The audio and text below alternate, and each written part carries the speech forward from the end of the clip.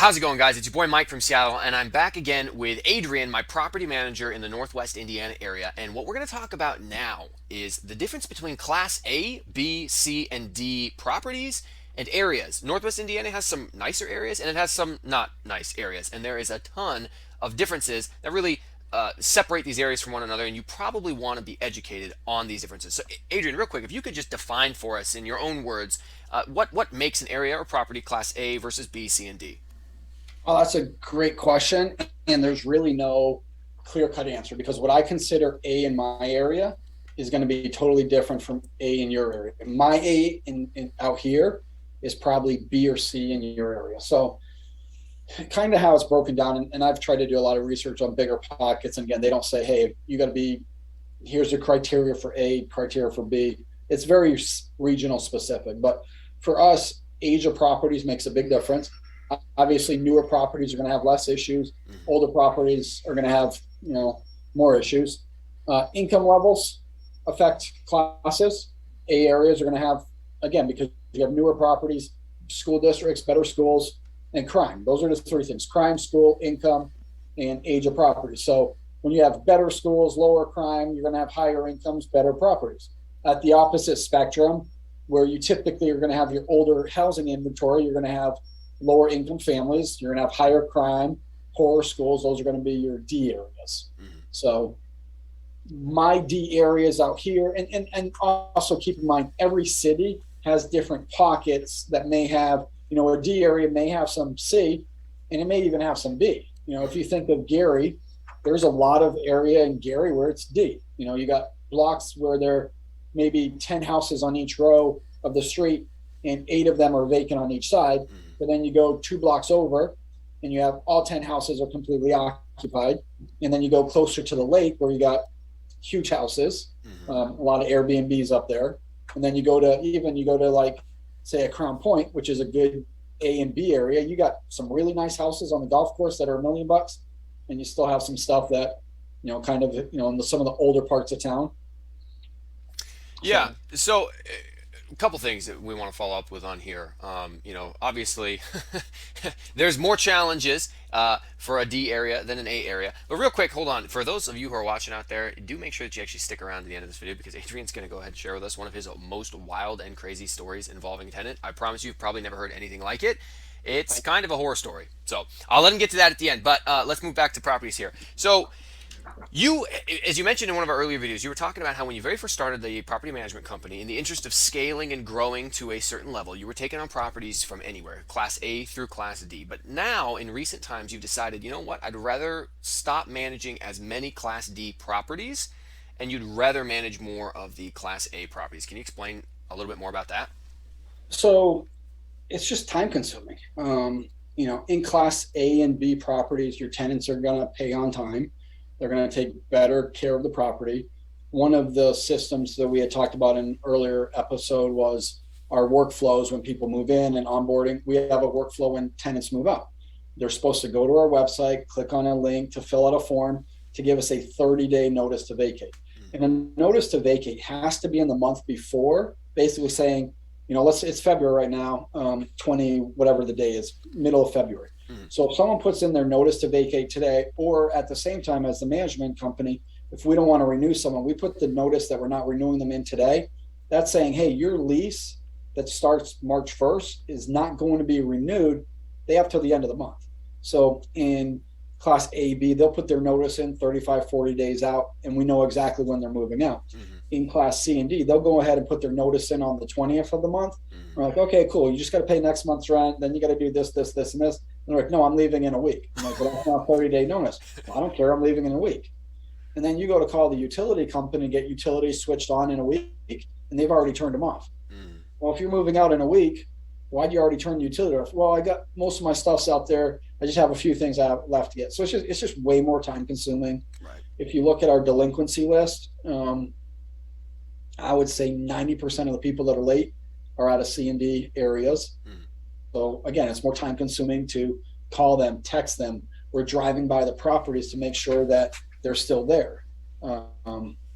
When they leave, there's a lot more damage because honestly, they just don't care. Right. Their security, the rents are lower, So for them to walk away from an $800 security deposit, who cares?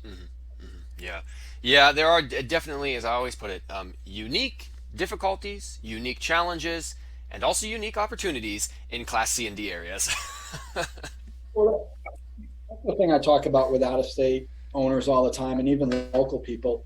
In a Class A area, your returns are going to be less because you're paying more for the housing, and the rent doesn't go up linear. If you're getting a, let's say, $1,000 for a $100,000 house in a Class C area, a $300,000 house in Class A isn't getting you 3,000. You're probably getting 23, 24. So it's not a linear progression. Right. So your ROI is going to be less on the cash flow perspective in an A and B area. You're going to get higher appreciation, which I don't usually factor into my buying decisions when I'm looking at rentals. I'm looking at cash flow, Right. but you have less headaches too. So Right. returns are lower, less headaches. In a C and D area, your returns are going to be way higher, but your headaches are going to be a lot higher as well. So people are like, well, which one's better? I'm like, neither's better. They both have pros and cons. Figure out what you want to deal with. Now, as a management company, because I'm looking to hire another leasing agent, another maintenance guy. I've had ads out for a month, and I'm getting like 2 or 3 applications a week. I mean, I don't. When I was filling the position a year ago, I was getting dozens a day, and now it's like 2 or 3 a week.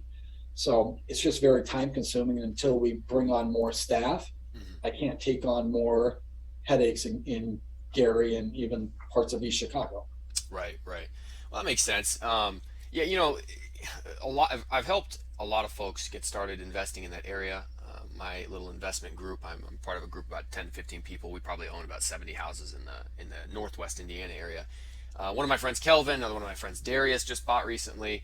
But ultimately, I kind of try to prejudge what I know about them and their disposition and be like, maybe you should look at Hammond because of the reasons you just mentioned. It's going to have less headaches. I don't want them to have to be, hey man, why'd you recommend this? It's such a pain in the neck. It's like, no, you know what?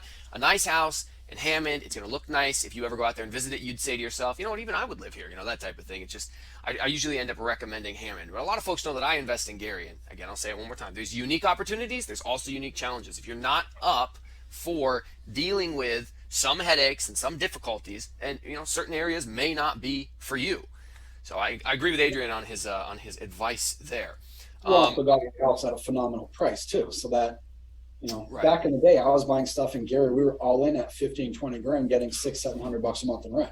That's just So, wild. so those headaches are way less than when you're paying 70, 80, 90. Right. The biggest challenge for out of state buyers that are working with local agents, and I've trained a couple of agents on Gary, and some of them listen and some of them don't. Obviously, the agent at the end of the day, they're not going to get paid until it closes. Some of these houses look great on paper, and that's all the agents looking at. That's all the buyers looking at. Right. But in Gary, you really got to look at the entire block. One of the houses I manage up there, it's a beautiful 2-story built in like 1920. So it has 6-inch old oak trim around everything, beautiful wood floors.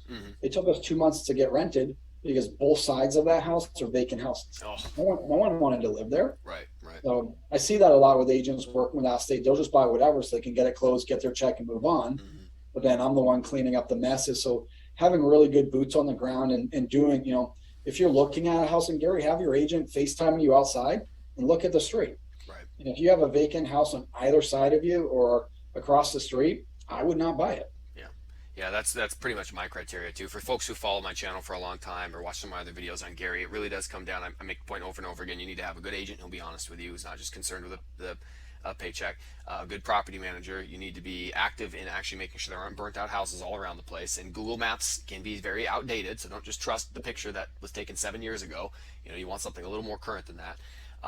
Well, for those who have made it this far, go ahead. 7 years ago. What'd you say? If the picture on Google Earth was bad 7 years ago, chances are that street has not gotten any better. Yeah. So you want updated info, like Adrien said, FaceTiming folks, your agent. In my case, Kenzie, she sends me video and lets me know everything. So it's been a huge help. For folks who have made it this far with us, thanks for watching these videos. I really appreciate it. We're gonna have Adrien tell us about his most interesting and unique situation he's experienced as a property manager. Adrien, go ahead, give us the details. This is a good one. So there's a guy that I've sold dozens of houses to, has 400 or 500 houses in the area, all cash, self-manages, insane. He comes to me November, hey, I'm getting old. I need to start liquidating. If I sell 15 houses a year, in the next 15 years, most of my stuff will be gone. You've helped me out. I want to give you first dibs. Cool. He's like, I got this headache property in East Chicago, which East Chicago in the harbor, it's a solid C plus D area. He's like, I want to get rid of this one first, 7 unit. So I looked at 2 of the units that were vacant. The other 5 were occupied. I looked at one of the occupied ones, not nearly at the condition of the property that I'm used to. I probably would have easily put 70, 80 grand into it if I bought it. But I'm like, look, there's no health and safety issues here. Tenants are way below market rent. It's cash flowing. It's going to make 30 grand a year. I was buying it for 95, which was stupid cheap. I'm like, I'll deal with some of the headaches with some of these tenants that shouldn't probably be here and whatever. So I close on it less than a week later. And we're reaching out to the tenants, and the guy gives me the numbers for everybody. He's like, hey, these people have called. They're ready to pay the rent because everything he did was cash. So I'm calling, and the people aren't calling back. And I go to the units, and what I do is I'll put tape on the door, like, painter's tape. Right. And I'll put it way down at the bottom so someone can't see it, but I can tell if the doors are open or closed. Right. And I go, and I'm like, 3 of these doors haven't been opened. And I'm calling the guy, and the guy that sold to me completely disappeared. And then one of the tenants, she's like, I'm leaving. I'm like, what are you talking about? We just bought it. We're not jacking up your rent. She's like, didn't you know what happened? I'm like, what do you mean what happened? She's like, Google it. So I Googled the address, and right before Thanksgiving, there was a double homicide in the back unit. Oh, man.